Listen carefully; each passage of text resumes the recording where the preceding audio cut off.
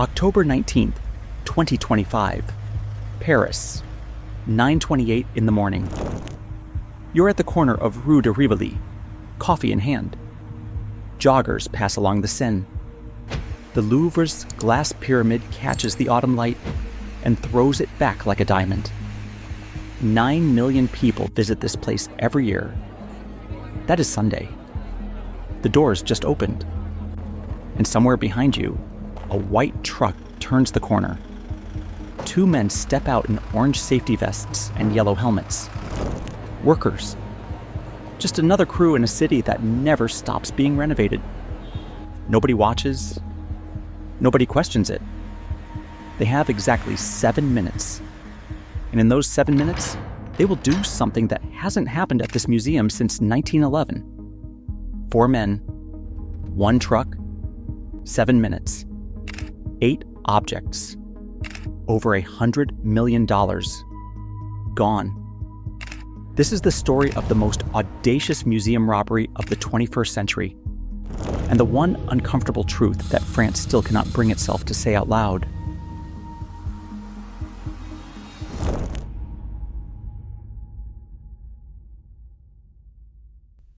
The Galerie d'Apollon is not just a room. It is one of the most spectacular spaces in the Western world. Built in the 17th century, its 60 meters of gilded stucco, painted ceilings, and soaring arches served as the direct model for the Hall of Mirrors at Versailles. When you walk into this gallery, you are walking into the room that defines what French imperial power was supposed to look like. Inside its reinforced display cases sat what remained of the French crown jewels, objects worn on the heads of emperors, passed through revolutions, survived 2 world wars, and outlasted every regime France had ever seen. The pearl diadem made for Empress Eugénie in 1853 by Alexandre Gabriel Lemonnier, set with 212 pearls and 1,998 diamonds. The emerald and diamond necklace that Napoleon himself gave to his second wife, Marie Louise of Austria, as a wedding gift in 1810, was crafted with 32 hand-cut emeralds and 1,138 diamonds.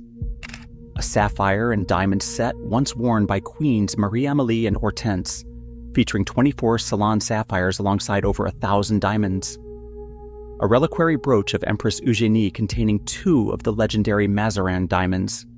Stones gifted to King Louis XIV by Cardinal Mazarin in 1661. Objects so historically significant that experts describe them not in terms of price, but in terms of national identity. Right there in the same room, in its own case, sat the Regent Diamond. 140 carats, considered the most beautiful diamond in all of France, valued at over $60 million. The thieves ignored it completely. That single choice, more than anything else, tells you exactly who these men were and what they were planning to do the moment they got away. Here is the part that nobody wanted to say publicly in the months before the robbery. The Louvre had a serious problem. It had been growing for years, visible to everyone who worked there, raised in union meetings, flagged in security audits, documented in internal reports, and quietly pushed aside every single time. The museum's director, Laurence Descartes, had requested a formal security assessment from the Paris police. Officers came, inspected the galleries, and made recommendations. But implementing those recommendations required money, coordination, and bureaucratic willpower. A decade-long modernization program called the Louvre New Renaissance had been launched earlier in 2025, estimated at 800 million euros. It was ambitious. It was only just beginning. Meanwhile, the museum was operating on reduced security staffing, while visitor numbers had never been higher. The labor union Syndicale Solidaires had publicly warned about what they called the destruction of security jobs at the Louvre. Months before the robbery, workers staged a strike. Their message was direct. The museum is exposed. The external camera system had blind spots. Parts of the building were simply not covered. The thieves did not read about this in a news report. They studied it firsthand. They walked through those galleries as ordinary tourists.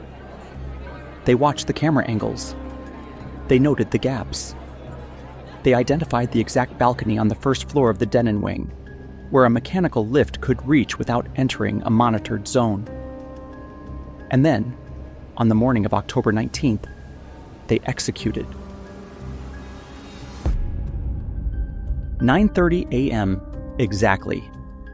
The truck's hydraulic freight elevator extends upward.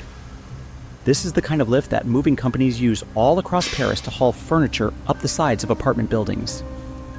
No Parisian gives these things a second look.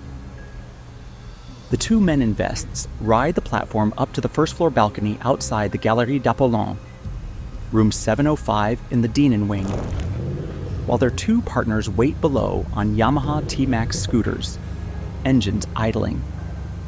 They carry disc cutters, industrial-grade power tools. The blade hits the window frame. The sound is violent and immediate, a high-pitched mechanical shriek tearing through the Sunday morning quiet. Guards inside the museum hear it instantly. They begin moving toward the gallery. They are already too late. The window shatters inward. Both men step through into the Galerie d'Apollon. Alarms start screaming. Lights flash. Staff sprint through corridors. And the two men inside the gallery move with the kind of locked-in precision that only comes from weeks of rehearsal. They go directly to two specific display cases. Not the Regent, not the ancient jewels dating back before the Revolution.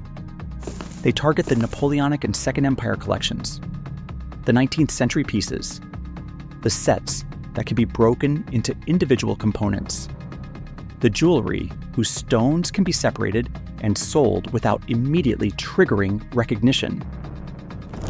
The disc cutter opens the first case. Sparks spray across the gilded floor of one of the greatest rooms in human history. They grab the pearl and diamond diadem of Empress Eugenie, the sapphire necklace, the matching earrings, the emerald and diamond necklace of Marie-Louise. The second case opens the same way. More pieces disappear into bags. The reliquary brooch. Additional items from the imperial collection. Total time inside the museum: 4 minutes. One guard reaches the gallery doorway just in time to see them climbing back through the shattered window, bags over their shoulders, stepping onto the platform of the freight lift, and descending to the street. On the ground, one of the men tries to set the lift on fire. A museum staffer rushes out and stops the fire before it catches. The thieves are already on the motorcycles, accelerating along the riverbank, weaving through Sunday traffic, past tourists still holding their cameras, past a city that has absolutely no idea what just happened. Total time from parking the truck to disappearing: 7 minutes. But then something falls. It hits the cobblestones with a sound like breaking glass.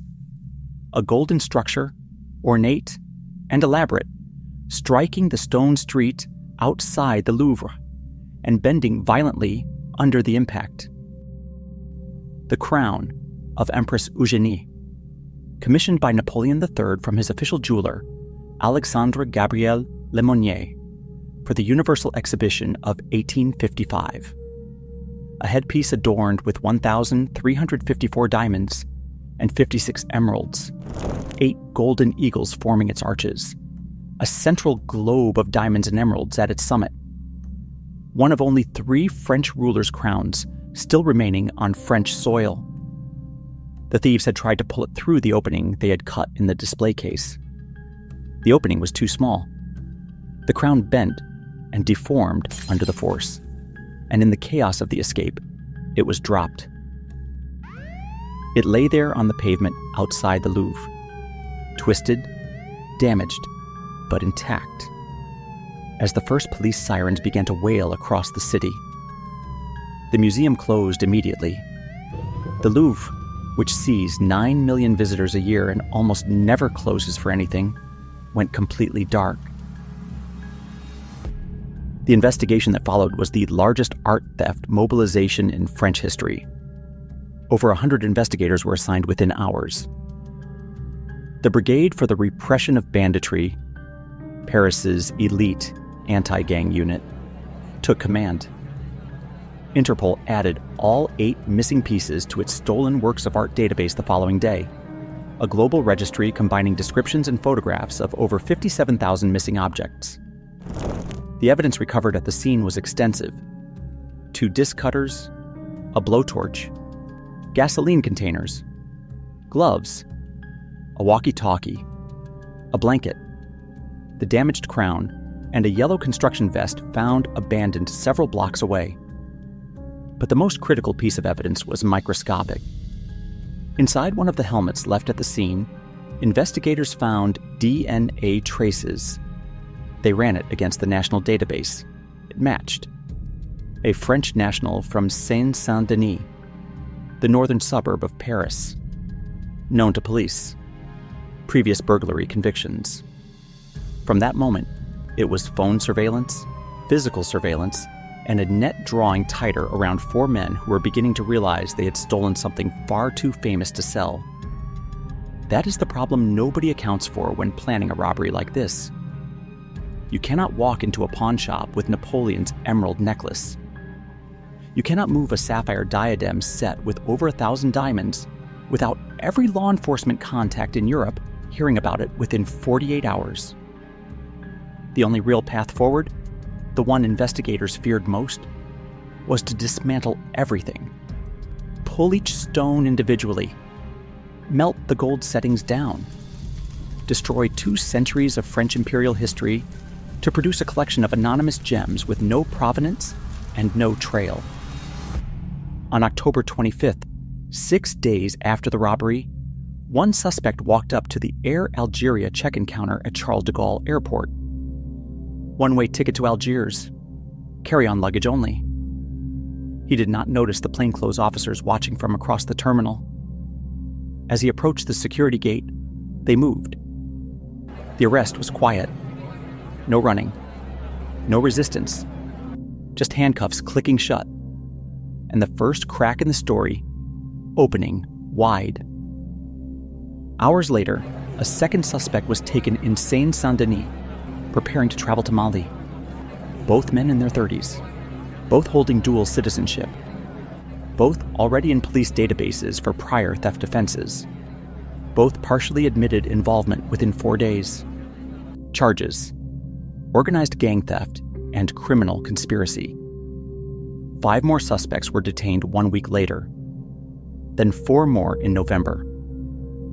By the time the investigation moved through its first months, 11 people had been arrested in total. 4 had been formally charged. The museum's director, Laurence Descartes, who had offered her resignation the very day of the robbery, only to have it refused, finally saw that resignation accepted by President Macron in February 2026. Ticket prices for non-European visitors were raised by 10 euros, justified as funding for the very security overhaul that should have happened years earlier. The Louvre began the process of restoring Empress Eugenie's crown. Experts confirmed all 65 emeralds were intact. Only 10 of the 1,354 diamonds were missing, all small stones from the base. The central globe was unharmed. The crown could be saved. As of today, 8 pieces of the French crown jewels remain missing. Napoleon's wedding gift to Marie-Louise, the sapphire set worn by queens who shaped the course of European history. The pearl diadem was made for an empress in 1853. A brooch, carrying stones that once belonged to Louis XIV. Police have traced the stolen treasures as far as a parking garage in the Paris suburbs. Beyond that, the trail goes cold. These are not objects that belong to France because France purchased them at auction. They belong to France because France became France while people wore them. They are not entries in an inventory. They are the physical memory of an entire civilization. 4 men proved that the world's most visited museum, protected by hundreds of cameras, armed guards, motion sensors, and reinforced display cases, can be entered and emptied in under 10 minutes on a quiet Sunday morning. They proved that a freight elevator, 2 disc cutters, and a set of orange safety vests are enough to defeat centuries of accumulated security thinking. The warning signs were there. The union said it. The auditors said it. The security reviewers said it. The people who walked those galleries every single day said it. Nobody moved fast enough. 7 minutes was all it took. And somewhere out there, the jewels of an empire are still waiting to be found.